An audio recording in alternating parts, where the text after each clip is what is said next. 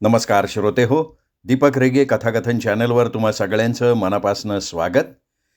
श्रोते हो, तुम्ही ऐकताय आयडा बॅरेटो लिखित तांबड्या आजीचे सारवलेले अंगण ही कादंबरी. आज या कादंबरीचा 44वा भाग आपण ऐकणार आहात. पण श्रोते हो, जर अजूनपर्यंत तुमच्याकडनं चॅनल सबस्क्राईब करणं झालं नसेल तर एकच विनंती करतो, कृपया चॅनल सबस्क्राईब करा. सबस्क्राईबच्या बटन प्रेस केल्यानंतर जे बेल आयकॉन आहे, घंटीचं चिन्ह आहे, तेही प्रेस करा. म्हणजे मी कुठल्याही कादंबरीचा भाग किंवा एखादी कथा चॅनलवर अपलोड केली की ताबडतोब त्याचं नोटिफिकेशन सगळ्यात आधी तुम्हाला मिळेल.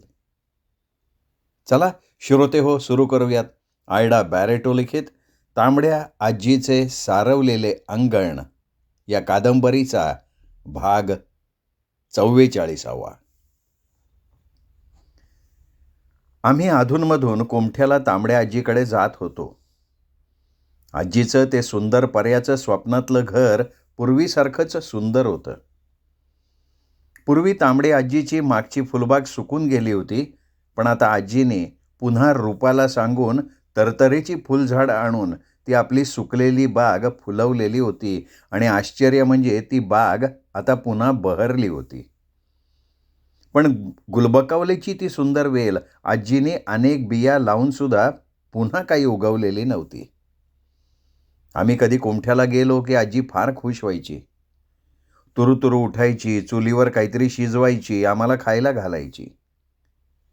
रात्री मला कुशीत घ्यायची आणि आपल्या आयुष्यातल्या अनेक घटना ती मला सांगायची आणि स्वतःच भूतकाळात हरवून जायची.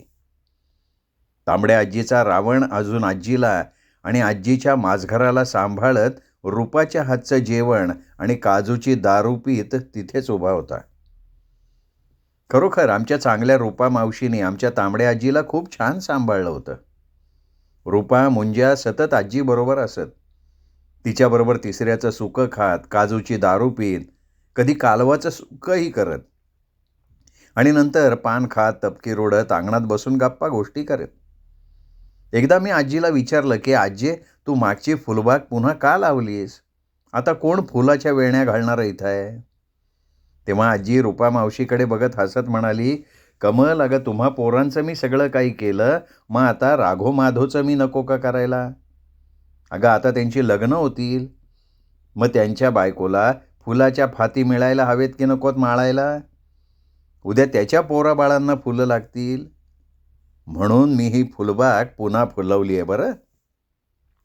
आणि मला त्यावेळी वाटलं की आपल्या बाया पक्षासारखं सुंदर घर आजीने रूपाला दिलं होतं ना, ते योग्यच केलेलं होतं. येशा मामाचा त्या घरावर काहीही अधिकार नव्हता. आमच्या रूपा मावशीचं सगळं कुटुंब आमच्या सगळ्यांपेक्षा आजीच्या जास्त जवळ होतं. ती आमची तांबडी आजी होती, पण त्या सगळ्या कुटुंबाची ती तांबडी माय होती. आमची नेहा मावशी यशा मामाकडे नीट राहिली. यशा मामाच्या मुलाला प्रकाशला तिने फार नीट सांभाळलं. यशा मामाला त्यानंतरही दुसरा मुलगा झाला, तो सदाशिव. यशा मामा आता खूप मोठा ऑफिसर झाला होता. त्याचं आणि माधुरीचं आता मोठ्या लोकात उठणं बसणं सुरू होतं. दररोज ते दोघं क्लब, पार्ट्या यामध्ये गुंतलेले असत आणि घरची, मुलांची सगळी जबाबदारी माधुरीने नेहा मावशीवर टाकलेली होती. यशा मामा मात्र फार स्वार्थी निघाला होता. त्यांनी आपल्या आईशी संबंध तर तोडलाच होता, पण ज्या केशवदादांनी त्याला ह्या पदावर पोहोचवलं होतं त्याच्याशी सुद्धा त्यांनी संबंध तोडून टाकलेला होता. उच्च समाजाचा रोग लागलेल्या यशा मामाला दारूचा व्यवसाय करणाऱ्या अशिक्षित केशवबरोबर संबंध ठेवणं आता कमीपणाचं वाटायला लागलं होतं.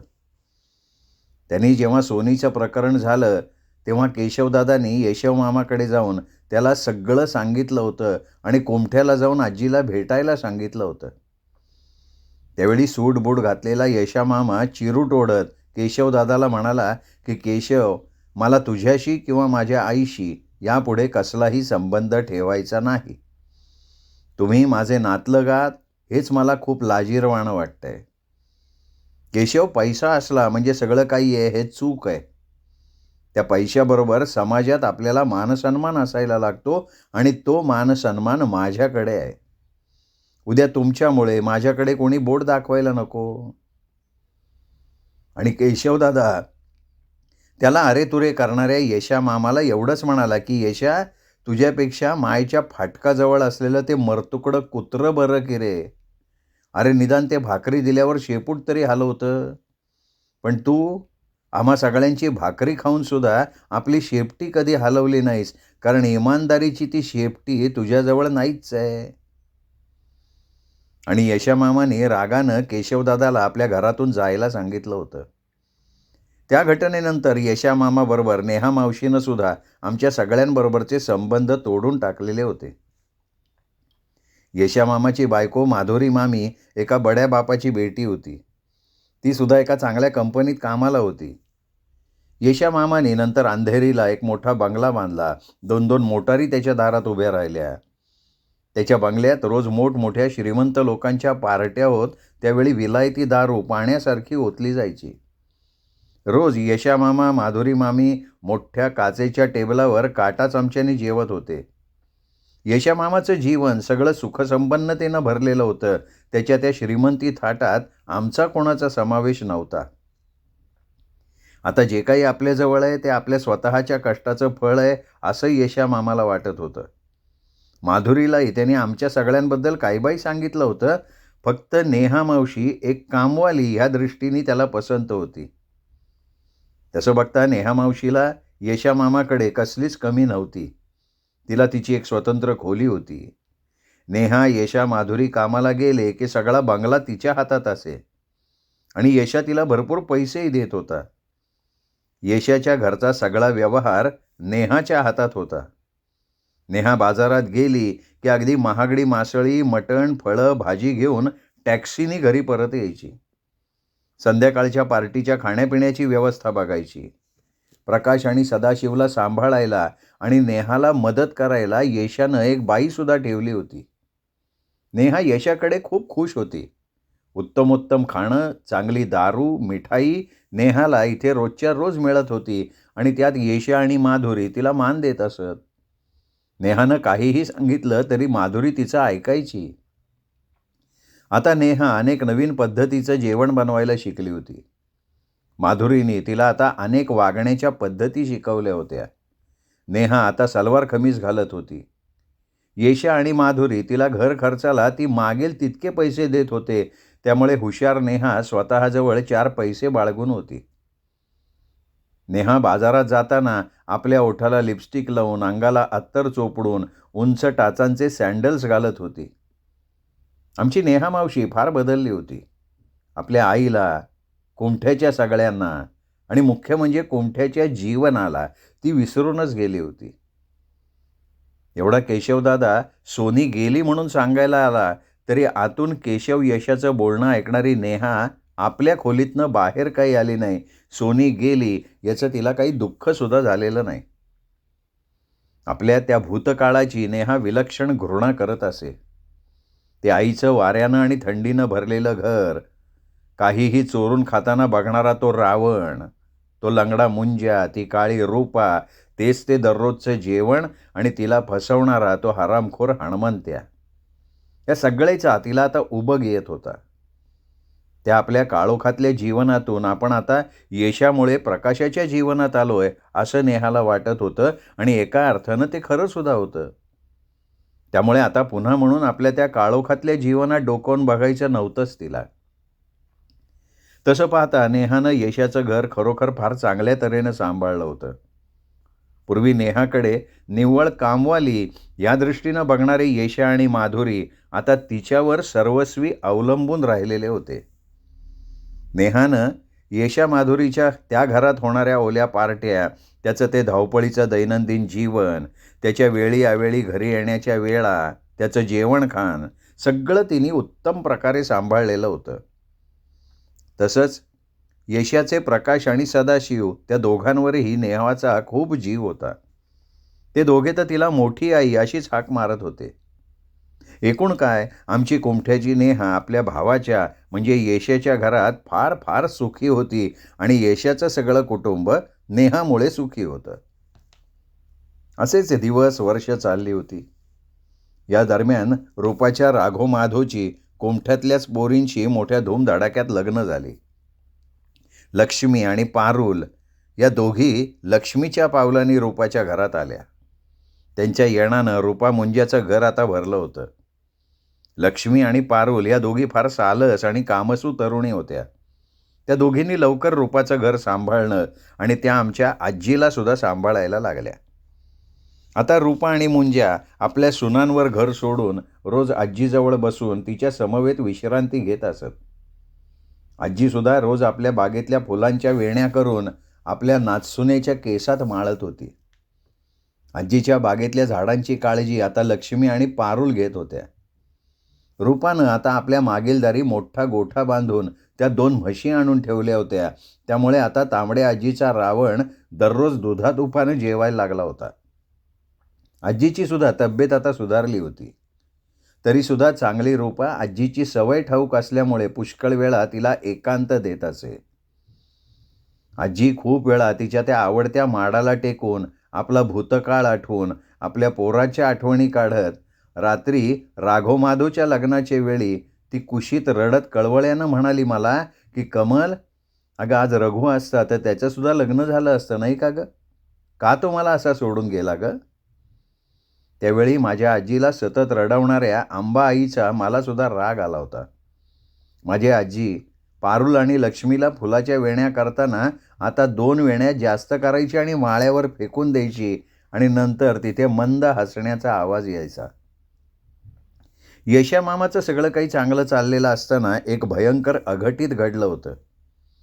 नियती एखाद्या माणसाचं आयुष्य पत्त्याच्या घरासारखं मांडते आणि वाऱ्याच्या लहानशा झुळकीनं ते मोडून विखरून टाकते आणि त्याच नियतीच्या खेळाचं नाव आहे नशीब.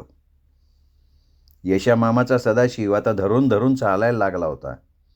तो नेहाला आपल्या मोठ्या आईला सोडून 1 मिनिटसुद्धा राहत नसे.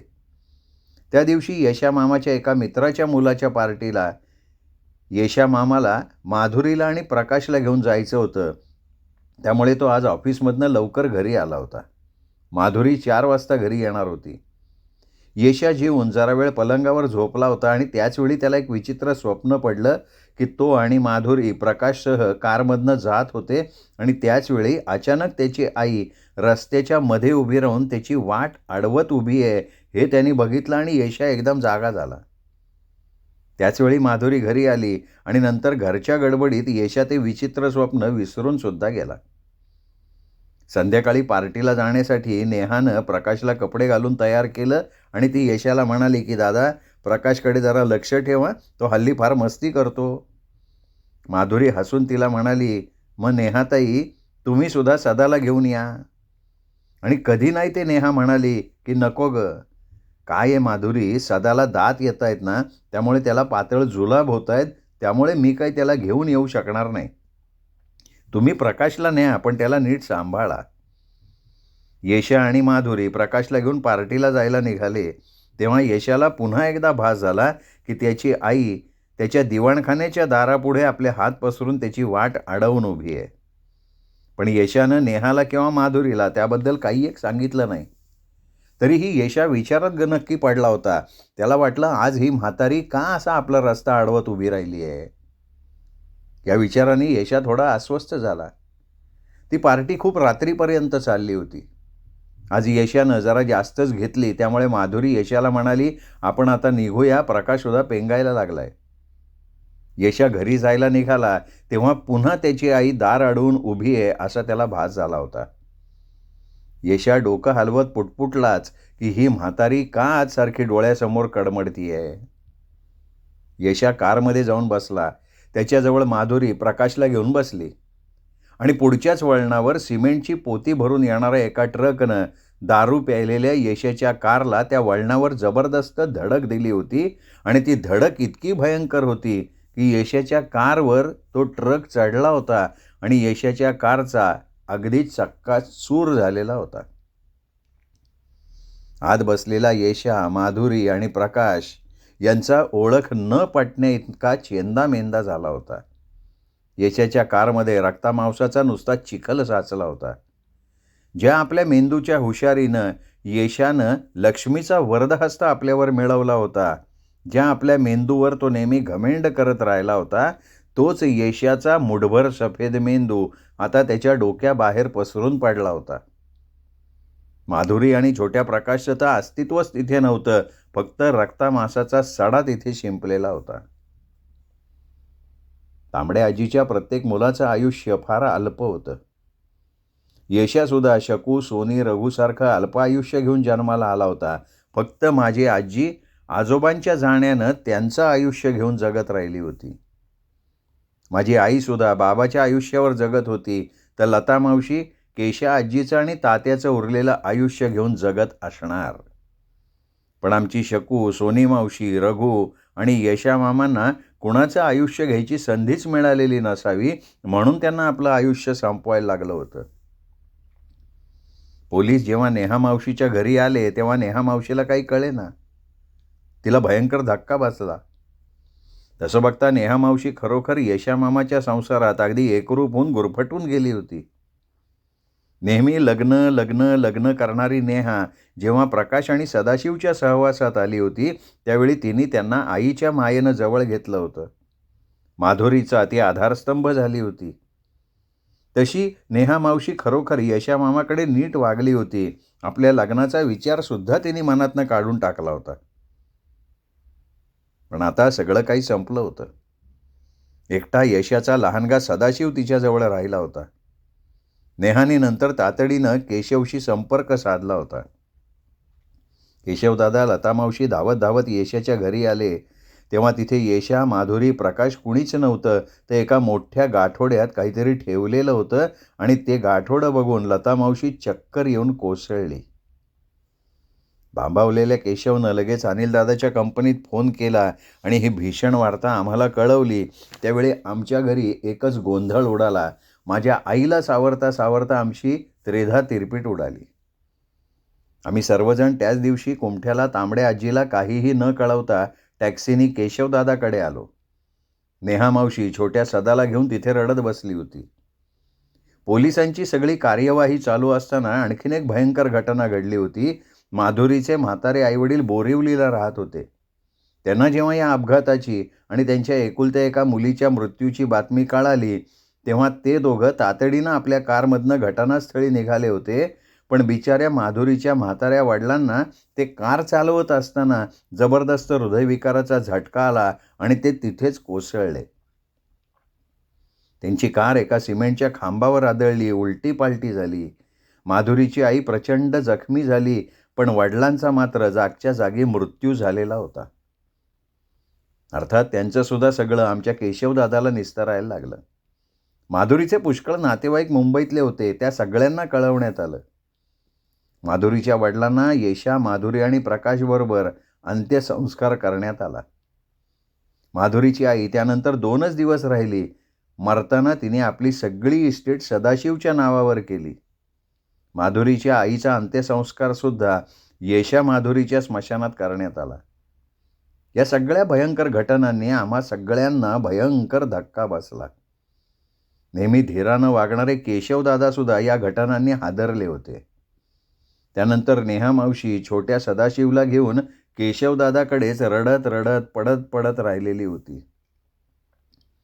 माझ्या आयुष्यात ही यशा मामाच्या मृत्यूची भयंकर घटना मी कधीच विसरणार नाही. एखाद्या मर्याईचा फेरा आल्याप्रमाणे एकाच कुटुंबातली 5 माणसं कोणाच्या ध्यानी मनी नसताना मृत्युमुखी पडली होती. खरंच आयुष्यात हे माझं, ते माझं, तेही माझं म्हणत काही जमवून ठेवण्यात काहीही अर्थ नसतो, हे या घटनेने आम्हाला दाखवून दिलं होतं. आमच्या गर्विष्ठ यशामामाच्या जीवनाची सुरुवात आमच्या केशवदादानं करून दिली होती आणि आता त्याच्या जीवनाचा शेवटसुद्धा केशवदादाने आपला खांदा देऊन केलेला होता. इथे कुमठ्याला माझ्या तांबड्या आजीला सतत कधी नाही ती यशाची विलक्षण आठवण यायची. तिचा जीव सारखा वर खाली होत होता आणि तांबड्या आजीला आपल्या जीवाची यशासाठी काय एवढी घालमेल होतीये हेच लक्षात येत नव्हतं. पण माझी आजी फार भेदरून गेली होती. कारण शकूच्या, रघूच्या आणि सोनीच्या मृत्यूपूर्वी अशीच अशुभ घालमेल तिच्या मनाची झाली होती आणि आज पुन्हा तीच घालमेल तिच्या मनाची होत होती. आजीनी जेव्हा रूपाला ते सांगितलं तेव्हा रूपा तिला म्हणाली, "माय, अगं कदाचित आपला येशा त्याच्या बायको पोराला नेहाला घेऊन इथे येणार असेल, त्यामुळे तुला तसं वाटत असेल." पण तरीही माझी आजी अस्वस्थ होती. त्यात सकाळी 2दा तिचा रावण खाली पडला होता आणि त्यातच खवल्याच्या विहिरीवर बसून तो डोमकावळा कावकाव करत तिला कुणाच्या येण्याची साद घालत होता. आजीनी नंतर अंगणात जाऊन हात डोळ्यावर धरून डोळे किलकिले करून आकाशात बघितलं आणि तिच्या छातीत धस्स झालं. तिच्या घराच्या बरोबर वर ते अशुभ गिधाड घिरट्या घालत तिच्या अंगणात आपली सावली टाकत गोल गोल फिरत होतं. तांबड्या आजीनी रूपाला जेव्हा ते सांगितलं तशी रूपा आजीच्या खांद्यावर हात ठेवून थंड आवाजात म्हणाली की, "माय, अगं तुझ्या खवल्याच्या विहिरीत ते गिधाडाचं पिलू पडलं होतं. त्या घटनेला आता कितीतरी वर्षे होऊन गेली. ते पिलू मोठं होऊन आता कधीचं मरून सुद्धा गेलं असेल." आणि आजी एकदम रूपाला म्हणाली, "बघ ग रूपा, बघ. अगं नीट बघ रूपा. अगं ते गिधाडाचं पिलू माझ्याच घरावर सावली घालून का गिरट्या मारतंय? ते तुझ्या घरावर का नाही फिरत?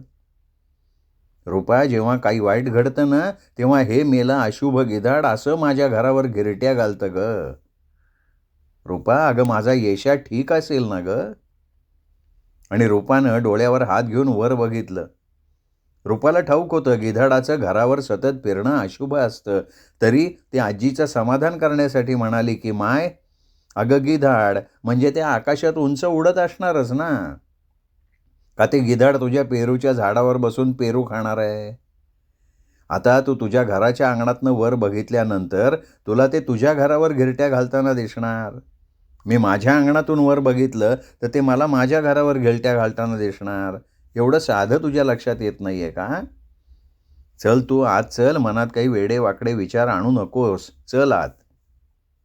आणि आजी नंतर काहीही न बोलता दिवाणखान्यात येऊन आरामखुर्चीत बसली आणि तिला एकदम वाटलं की आपल्या येशानं आपल्या बायकोला, आपल्या पोरांना घेऊन इथं यावं. शक्याच्या कुठल्या पोराला आपण बघितलं नाही, पण निदान यशाच्या पोरांना तरी आपण बघावं. तांबडी आजी या विचारात असताना मुंज्या एकदम आत आला आणि आजीला म्हणाला, "माय, अगं आमचा पानग्या पोस्टमन आज आटोपला." आजीला एकदम वाईट वाटलं. हा पानग्या तिच्या मारुतीचा पोस्टात सहकारी होता. आजीला वाटलं हा पानग्या किती लांब आयुष्य घेऊन आला होता आणि आता म्हातारपणामुळे आपल्या भरल्या घरात तो सुखानं गेला होता. पण तिचा मारुती आपल्या पोरासारखं अल्पायुष्य घेऊन आला. 7 पोरं तिच्या पदरात घालून त्याला आवडणाऱ्या खेकड्याच्या कढीनं न जेवता तो पटकन निघूनही गेला. आणि नंतर पोरांच्या खस्ता खाता खाता खाता ही अकाली म्हातारी होऊन गेली. ह्याच पानग्या पोस्टमननं आजोबा गेल्यावर वेळोवेळी आजीला खूप मदत केली होती. पानग्या एक सज्जन गृहस्थ होता. ती गणप्या हडप्प्याच्या रघुबरोबर पांडुरंगाच्या दुकानात चहा लाडू खाते हे त्याने आजोबाला सांगितलं होतं आणि नंतर ते रघुचं लंगोट प्रकरण घडलं होतं. खूप वेळ आजी पानग्या पोस्टमनच्या आठवणीत गुंतून पडली. तेव्हाच रूपा आली, म्हणाली, "बघ माय, तुमच्या वेळचा पानग्या पोस्टमन वारला. त्यामुळे तुला तो अस्वस्थपणा वाटत होता. आता सगळं नीट झालं ना? तूच म्हणत होतीस ना सकाळपासनं कावळा खवल्याच्या विहिरीवर कोकलतोय. बघ, झाली की नाही वाईट गोष्ट?" तांबडी आजी काही बोलली नाही. रूपा बडबडली निघून गेली आणि आजी नंतर खूप वेळ डोळे मिटून पडून राहिली. आजीला जाणवलं पानग्या मेला ते वाईट झालं, पण तिच्या जीवाची होणारी घालमेल पानग्यासाठी खास नव्हती. आजी नंतर उठली, रावणाजवळ गेली, त्याला हात जोडून म्हणाली, "रावणा, तुला ठाऊक आहे की आंबा माझा पदर रीता करतीये, पण आज मला माझ्या यशाची काळजी वाटतेय. रावणा, यशावर काही संकट आलं असेल तर ते संकट तू मला दे, पण माझ्या यशाला सुखरूप ठेव." मग आजी आपल्या आतल्या खोलीत गेली आणि पलंगावर पडली. श्रोते हो, तुम्ही ऐकताय आयडा बॅरेटो लिखित तांबड्या आजीचे सारवलेले अंगण ही कादंबरी. आज या कादंबरीचा 44वा भाग आपण ऐकलात. या कादंबरीचा 45वा भाग अर्थात शेवटचा भाग आपण ऐकणार आहात उद्या दीपक रेगे कथाकथन चॅनलवर. तोपर्यंत नमस्कार श्रोतेहो.